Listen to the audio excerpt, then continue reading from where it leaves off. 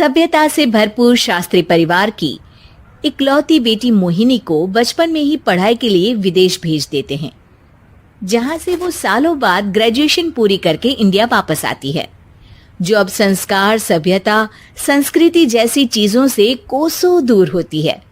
एक सुबह Mohini short dress पहने, कानों में हेडफोन लगाए जोर जोर से इंग्लिश गाने गाती हुई घर में घूम रही होती है। सुबह सुबह भगवान का नाम लेते हैं, राक्षसों की तरह चिल्लाते नहीं। पॉप्स, आपको अच्छे गाने की बिल्कुल समझ नहीं है, सो ठीक है, चिल पिल। अरे मोहिनी, पापा से ऐसे बात करते हैं क्या? सारी तमीज भूल गई हो। ओह मॉम प्लीज, इतनी बड़ी भी कोई बात नहीं हुई, so don't over react.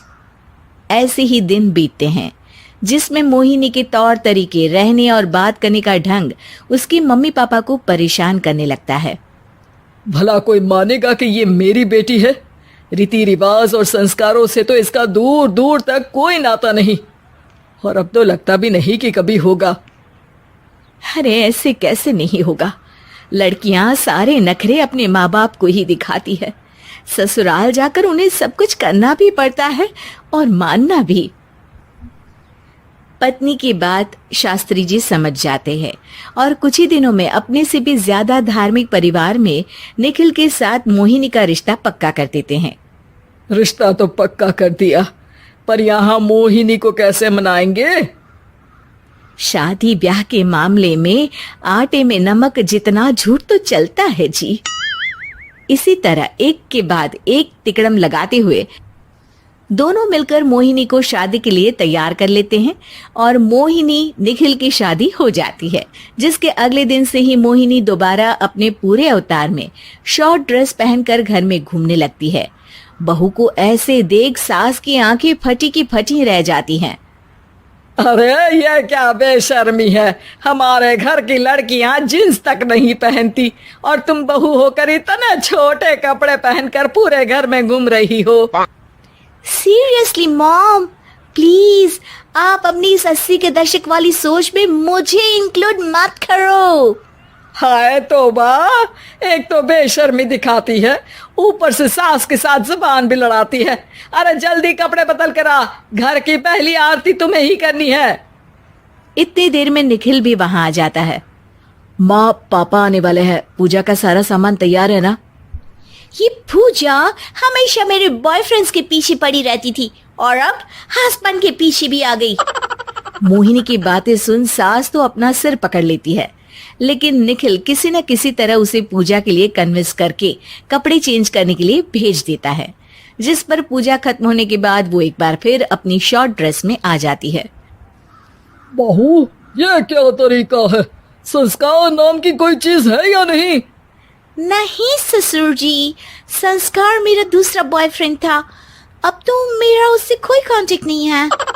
Mohini का जवाब सुन के ससुर तो भगवान नाम जपते वहां से चले जाते हैं, लेकिन सास बहू के बीच कहा सुनी फिर शुरू हो जाती है, जिसे इग्नोर करते हुए मोहिनी घर से बाहर चली जाती है और देर रात घर वापस आती है।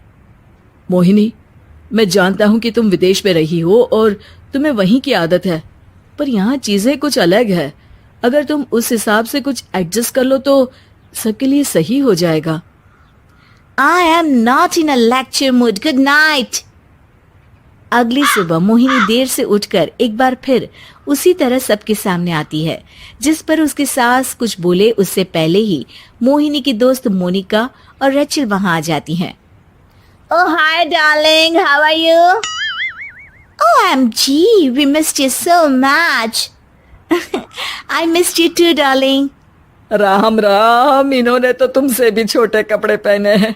अरे तुम लोगों के अंदर कोई शर्म लिहाज बाकी भी है या सब बेच खाई? मोहिनी, तुम्हारी मेड कुछ ज्यादा नहीं बोलती? इस पर मोहिनी की दोस्त उसकी सास का मजाक बनाने लगती है, जिसे सुन निखिल उन्हें जवाब देते हुए कड़वे शब्द सुना देता है और वो सुन के वो दोनों तो मुंह बनाए वहां से चली जाती है, लेकिन गुस्से से लाल मोहिनी वहीं खड़ी निखिल को घूरती रहती है। घूर क्या रही हो? तुमसे शादी की ये सोचकर कि विदेश में पढ़ी लिखी हो, घर में कोई पॉजिटिव चेंज लाओगी। अपनी करियर के लिए एम्बिशियस होगी, पर अपने इस बिहेवियर से उस पढ़ाई के साथ साथ अपने मम्मी पापा के नाम को भी डुबो रही हो। अगर तुम्हें ऐसे ही हाल रखना है तो यहाँ रहने की कोई जरूरत नहीं है। निखिल की बातें सुनकर मोहिनी रोते हुए घर छोड़कर अपनी मम्मी पापा के पास वापस आ जाती है। ससुराल में सब कुछ ठीक तो है? वो अपने आप को समझते क्या है? मोहिनी पर चिल्ला रहे हैं? मैं क्यों उसके इशारों पर चलूं? मैं अपनी लाइफ अपने तरीके से जीना चाहती हूँ और वो ना आप लोगों को मंजूर था और ना ही उन्हें है। तुम यहाँ नहीं रह सकती। अपने पापा की बात सुन के मोहिनी हैरान रह जाती है। हाँ, तुमने बिल्कुल सही सुना। अगर तुम्हें अपने इस घमंड, बेशर्मी और बदतमीजी में ही जीना है तो तुम यहाँ भी नहीं रह सकती। बेटी, मैं मानता हूँ हमारे यहाँ रीति रिवाज बहुत मायने रखते हैं और हमने उन्हीं के ओवरडोज से बचाने के लिए तुम्हें विदेश भेजा था। एक लड़की जो शादी करके घर और बच्चे संभालती है, उससे तुम अपने आप को ज्यादा समझ सको इसके लिए भेजा था। तुम उससे ज्यादा समझो और बनो, पर तुम तो किसी दूसरी ही ट्रेन में चढ़ गई बेटा।